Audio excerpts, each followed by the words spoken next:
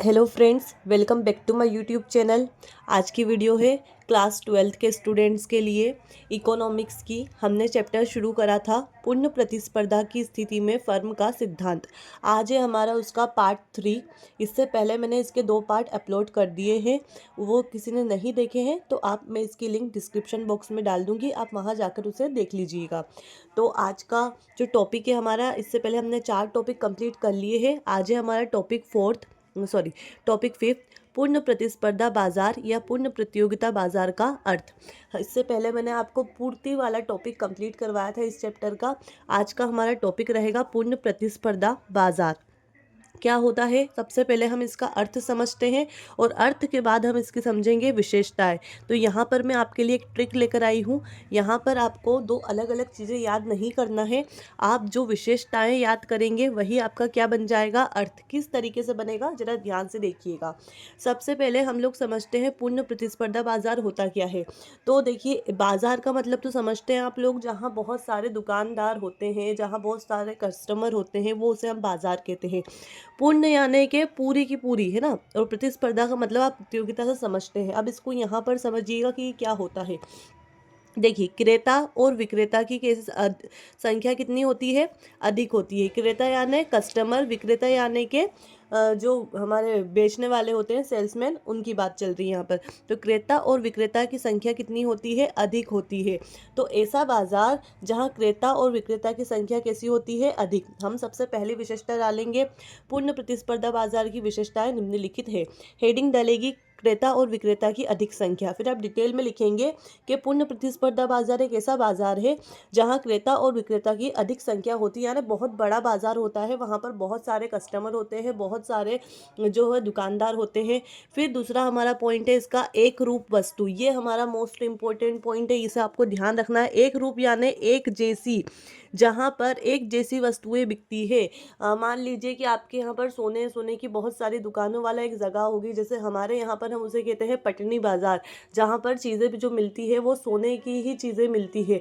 तो ऐसे जो हम कहते हैं शू मार्केट यानी कि वो मार्केट जहाँ बहुत सारे जूते चप्पल की दुकानें होती है, उसे हम कहते हैं शू मार्केट। तो वहाँ पर क्या बिकता है, जूते चप्पल की, मतलब जूते बिकते हैं, शूज़ बिकते हैं, यही चीज़ें बिकेगी। क्या ऐसा होगा कि शू मार्केट में आप लोग गए और वहाँ पर कपड़े बिक रहे हैं? नहीं होगा। शू मार्केट का मतलब भी क्या होता है, वहाँ पर सिर्फ और सिर्फ आपको फुटवेयर वाली चीज़ें मिलेगी, पैरों में पहनने वाली चीज़ें मिलेगी।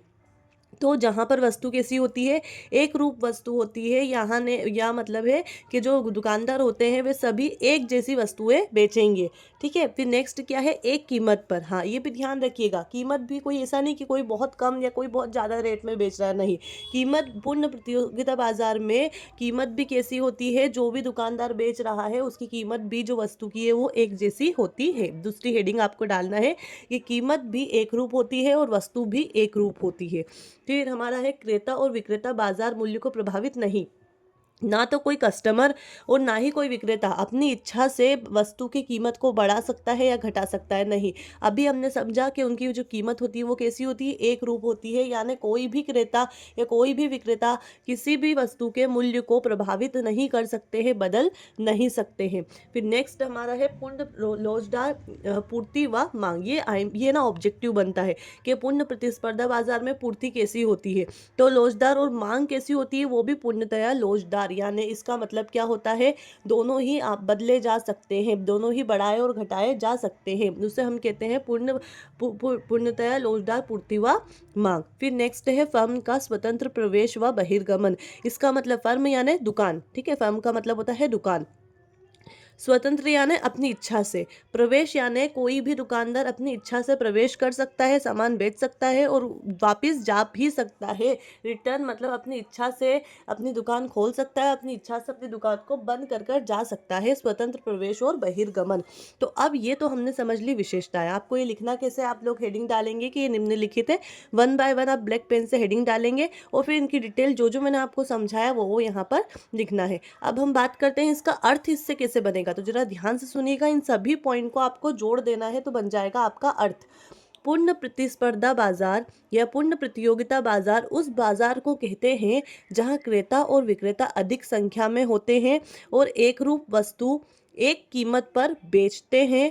क्रेता और विक्रेता बाजार मूल्य को प्रभावित नहीं कर सकते हैं और पूर्ण प्रतिस्पर्धा बाजार में पूर्ति और मांग पूर्णतया लोचदार होती है तथा फर्म का स्वतंत्र प्रवेश व बहिर्गमन हो सकता है, उसे हम कहते हैं पूर्ण प्रतिस्पर्धा बाजार।